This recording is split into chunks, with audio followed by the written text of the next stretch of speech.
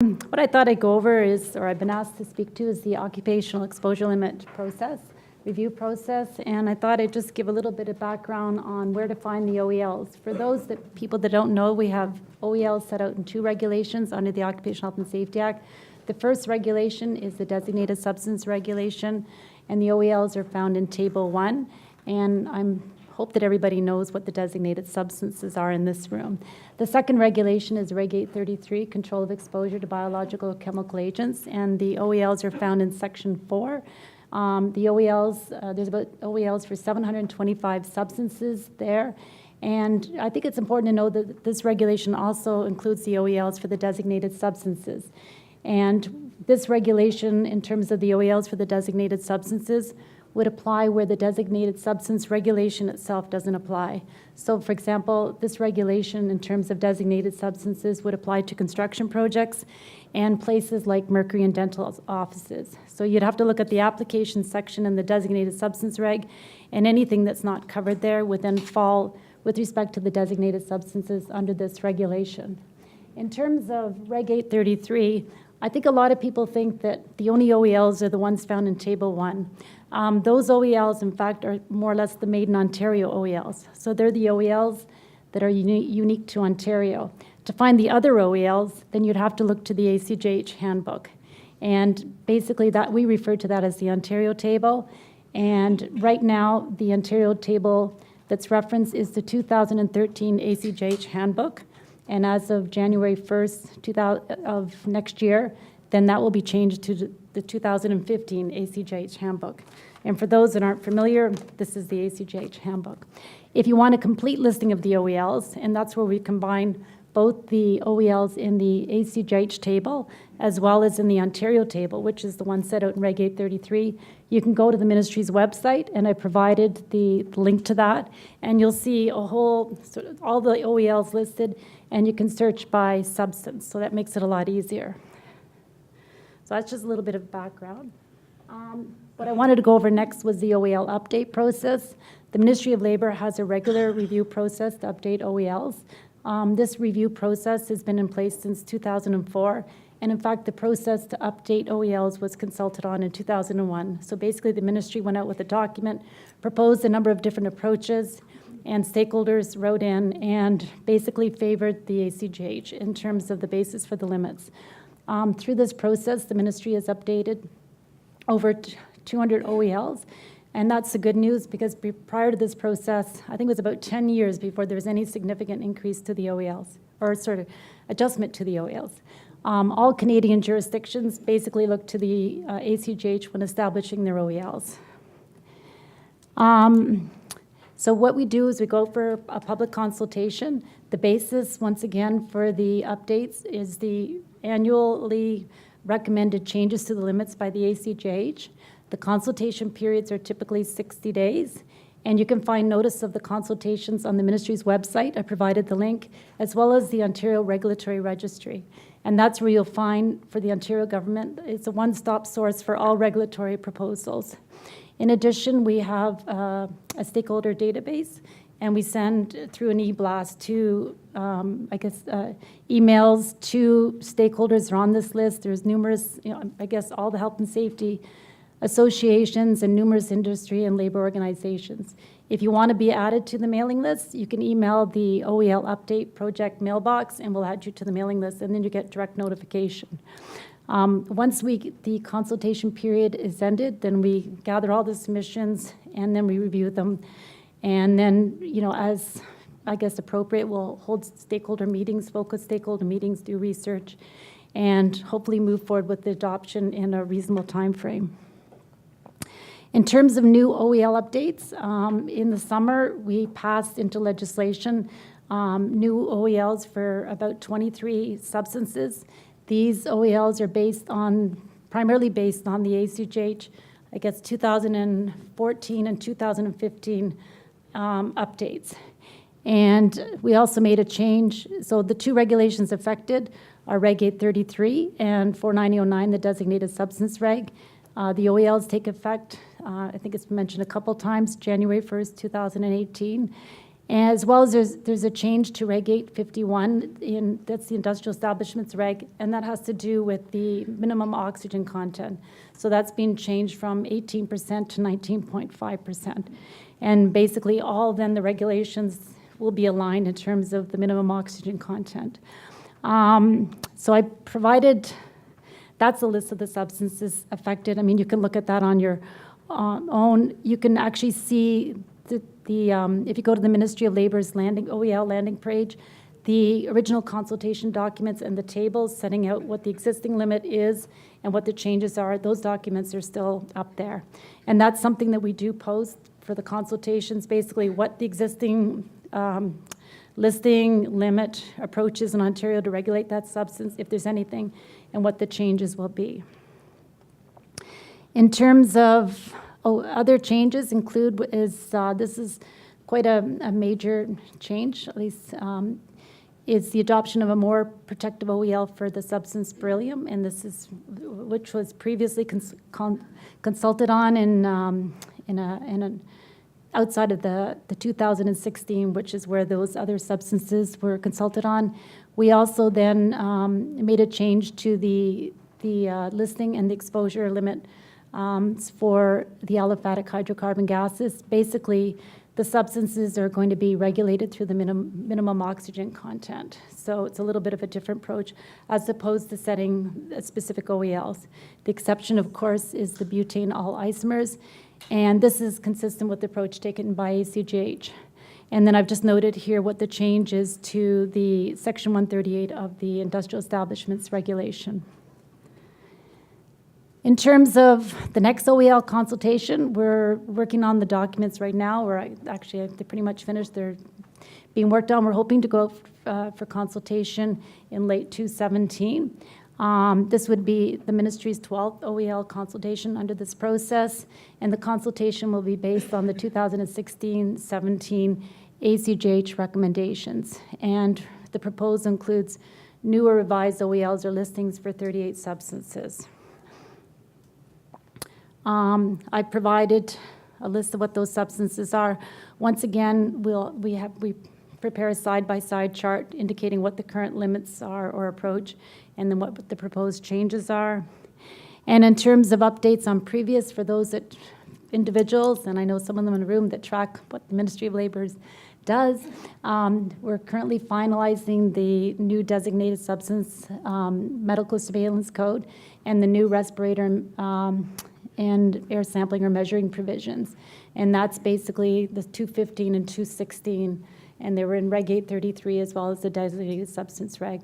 So basically, in terms of those that haven't been following that, right now in the designated substance reg, there would be, I guess, 25 individual codes for medical surveillance, air sampling, and measuring. So there'll be one medical surveillance code for all the designated substances, and then there would no longer be air sampling or respirator provisions in the separate codes. Those provisions, and there's been lots of changes, would be brought into the designated substance regulation itself. And we also went out for consultation on incorporating similar provisions into Reg 833. So basically, that would be the first time there would be respirator provisions as well as provisions that speak to measuring air sampling in Reg 833. So we consulted on that, and there's been lots of comments, and we've basically, I think, have a very good proposal moving forward. Details of the proposal can still be viewed on the ministry's website, because what we have there's an OEL landing page where you'll find not only the OELs applicable to to Ontario workplaces, you'll also find all the consultation notice, and we don't take it off until we've actually moved those substances into, at least recently I can say, we don't take anything away until we've moved those proposals into regulations. So the things from 216 would still be there because we haven't finalized the regulation. What else? That's it.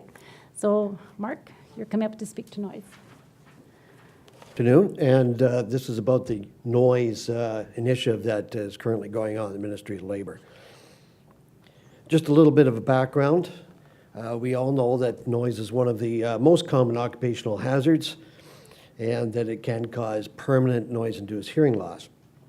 Some of the claims over the last while, 2006 to 2015, accounted for 23% of all the occupational disease claims. Top 5 sectors: manufacturing, construction, Schedule 2, which is more governmental type schools and pay direct, as well as services and transportation. This is where we're finding it.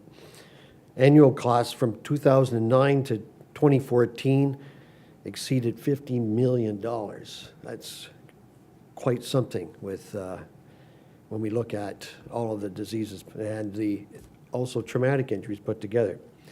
So for a number of reasons, and we always had some noise legislation going back in the industrial regulations, but this time we put a separate regulation together, and that came out on July 1st of last year. It covers all sectors. There is nobody who it doesn't apply to. You know, a lot of our regulations will say, well, this applies to, and, you know, this applies to construction. It applies to farming, agriculture, schools, everybody, police services, fire services. The regulation really focuses in on control measures. It's not very long. When you print it out, it's a page and a half, that's all. But that's what they have to concentrate on first, are the engineering controls, not hearing protection. That's easy. These are the sort of controls in general. Engineering work practices, which could include equipment maintenance, administrative controls, and finally, at the end, personal protective equipment if you can't do any of the other ones. Our noise initiative runs from April 1st of this year to March 31st next year. That's our fiscal year. We've never had an initiative that went that long with all programs. This is the first time this has ever been done. All of our inspectors are taking part in this initiative. So construction, mining, industrial, healthcare are the big units in our group, and they're out there. And our industrial hygienists, of course, is also part of their initiative.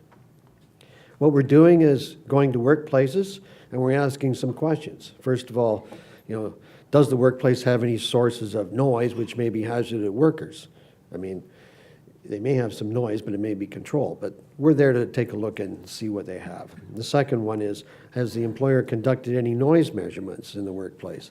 Now, our regulation doesn't say an employer has to do that, but that's where you get the information to decide whether or not they do have a noisy workplace. If it's quiet like it is right now in this room, I don't think anybody has to do a noise survey, and we wouldn't be ordering one either. And in the other case, where I could be speaking on the microphone and yelling and nobody could hear me, I don't have to do a noise survey for that either. We already know it's high. We're going to be asking what the employer has done to implement engineering controls. Are they using enclosures, absorption material, any kind of damping, barrier, shielding, and even equipment selection? One of the things that has been going for quite some time is the concept of buy quiet. And I know about that because many years ago when I was in the plant, so I guess that's back in the last century now, but we had a noise survey of our plant, and we went to buy a new piece of equipment, and we ordered it to be the same as all the rest of it that was around there. In fact, I think it was 85 decibels, and when it came, we paid extra for that, much extra. However, retrofit always is more costly. So we were able to bring that piece of equipment in and not raise the sound levels. So it can be done. With regard to work practices, there's a lot of things about maintenance of equipment. And I think all of us that have had some background in the plant know that bearings fail from time to time because they're not lubricated. And when they start to cause problems, we can hear that. As well, vibration of loose parts. You have sometimes it's a guard, and the guard is making sure that people don't get entangled, but the guard's loose, so it vibrates and it hums or it sends noise throughout the plant. And finally, like things like lubrication, but also production parameters. There's a good line speeds to use. The machine goes at a certain speed. When you get above that, perhaps that's where you've got some problems. So all of these things together can be part of the work practices. Administrative controls, There's two schools of thought here. One is that the rotation of workers through the area without hearing protection on means that they get a little bit of exposure. Many people get a little bit of exposure as opposed to one person getting it all. So, we have to take a look at the plant and see what they're doing there in order to put this one into place. Finally, and this is what our regulation does say, is that after, if you look at, I think it's, can't quote the section here, Section 2, they have to go through all of the conditions, first of all, for crossing off the engineering controls. And then it is hearing protection. So we'll be asking people in the workplace, if they wear hearing protection, how were they selected, these devices, and have they received any training on how to wear these devices? So to date, we have been out there doing not noise surveys, but the noise initiative, asking these questions. Some of our groups, like our industrial hygienists, we are support to the field. So the initiative is done when we're not supporting the field. So it's a little bit different than some of the other programs. And at the end of end of March, and further on, we'll be tallying up how many visits that we've done and what kind of orders have we given and et cetera. And as normal for our initiatives, that'll be put on our website. I think with that is it. So for now.